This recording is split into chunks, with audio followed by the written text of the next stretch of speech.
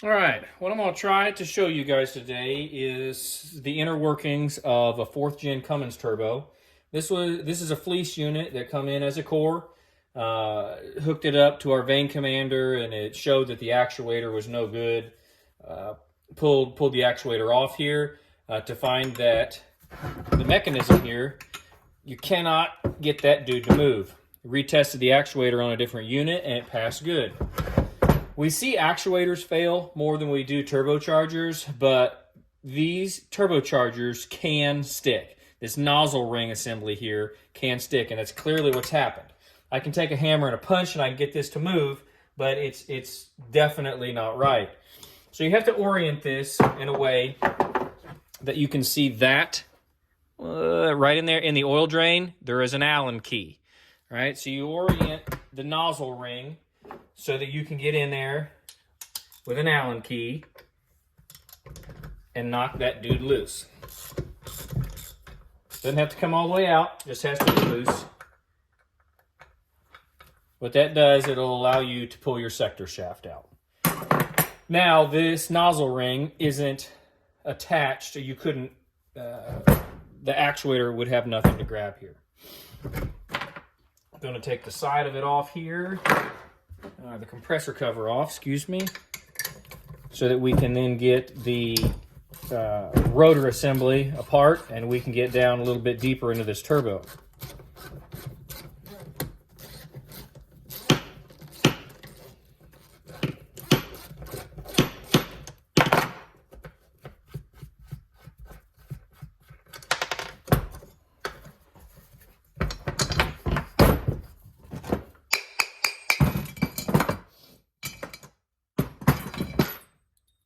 You see this turbo spins very well. The rotor of this turbo wasn't the issue, it was the nozzle ring, so the VGT was totally stuck on this turbo. The turbo's not blown up, it's just the whole thing's not functioning. So I'll be right back after I knock this off, show you what's underneath.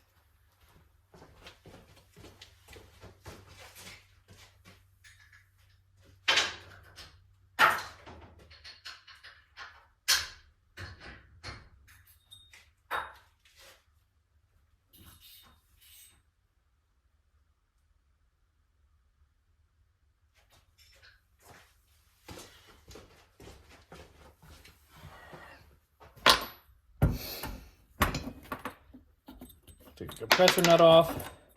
They put a little bit of red Loctite on there. I do not like putting Loctite on there. If we ever Loctite a compressor nut on, it's green Loctite, because red Loctite does exactly that. It makes it where this should come right off, guys. Like you should, after you take that nut off, you should very easily be able to twist that compressor wheel. When you can't, you have to get quite serious with stuff. Sometimes you break stuff, sometimes you don't. I normally put the compressor nut on about halfway. And again, hate doing this, but it's now how you got to get her apart. And try to get the turbine shaft to start moving, which this one is, thankfully. Back it up a little bit, should be easier to go now. Now you can go flush. Hopefully I can now move this. You have to, I can. You have to be extra careful. These compressor wheels are like razors, and you can slice yourself absolutely to the bone if you slip, do something dumb. So try not to do something dumb. But don't put red Loctite on turbos. I think that is just so silly. No need at all when the pressure of the nut itself will do just fine. See all that extra crap on that shaft? See all that? That tears up the turbo or the compressor wheel, which we can probably reuse in there, but it's wasteful. Like it's unnecessary, screwing up parts. You can see how this thing was. It's been sitting too, but that's not dirty at all. Very serviceable. Nothing really on the, we're not burning oil or anything on that. Next, I'll get an Allen wrench, and we will take those 3 nuts off there.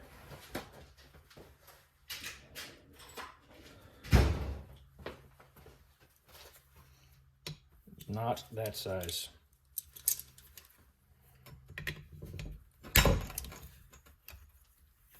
These turbochargers we do rebuild. They're quite a bit more involved, cost a little bit more to rebuild, but we can save these 351s and 300 VG units if you guys are just looking for a rebuild instead of a complete new unit. So long as it's a good viable core and we're not replacing gobs and gobs of hard parts, the price can be considerably lower than doing a brand new unit. Okay, so you pop this cover off to pull that out.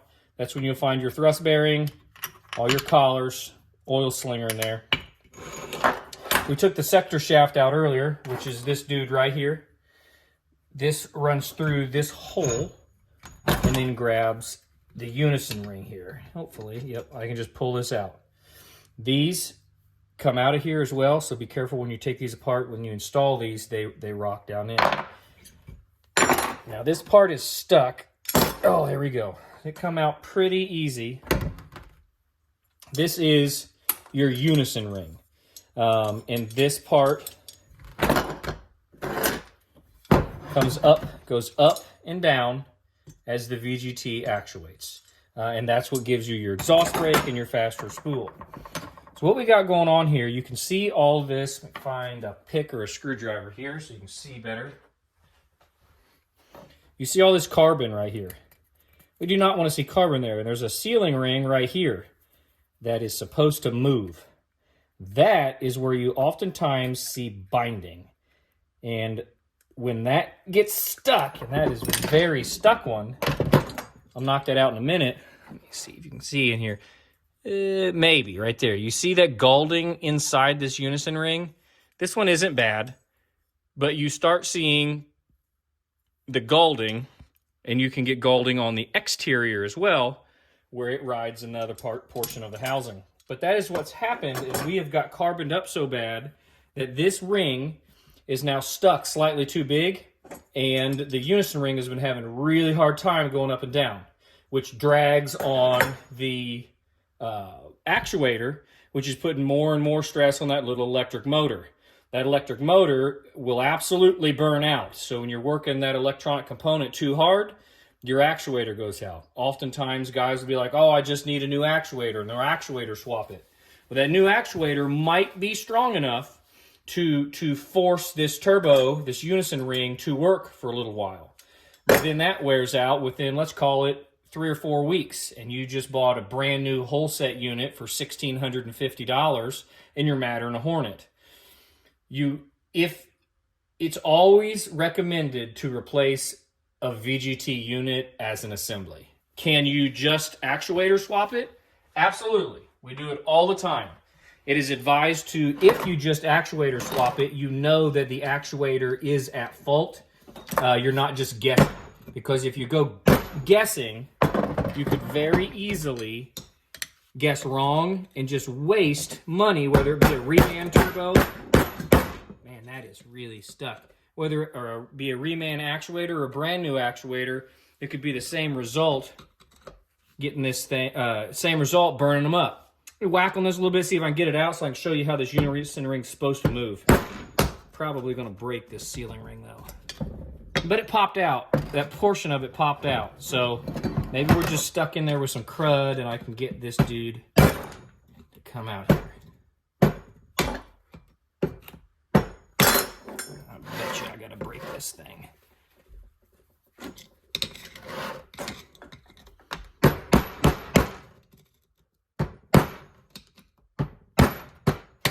Ouch.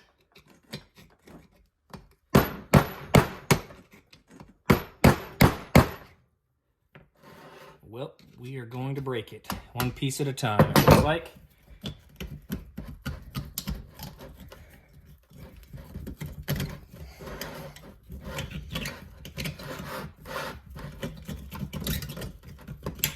All right, there is that busted sealing ring. With that sealing ring out, there's probably enough room for it to work. But see how nasty and pitted that is? I don't love remanning these types of units there's just so many moving parts. And when you start getting deterioration like that, you can see it start rusting. That seized before allows more soot back there.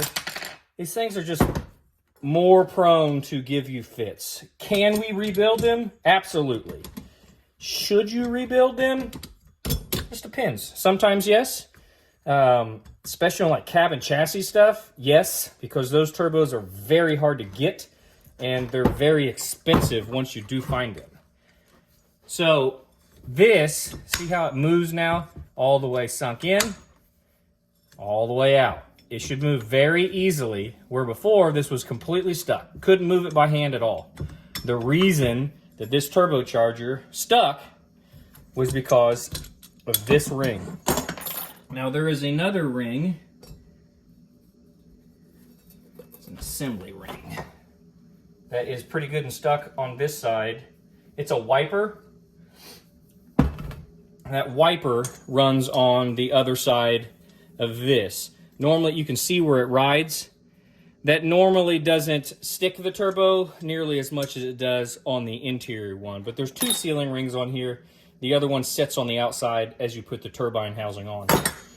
But that is just a little bit of why your VGT turbo may be sticking. Not going to be the whole rebuild process of this thing, but just kind of the internal components, how they're supposed to work, areas on where they stick, the reason for that failure.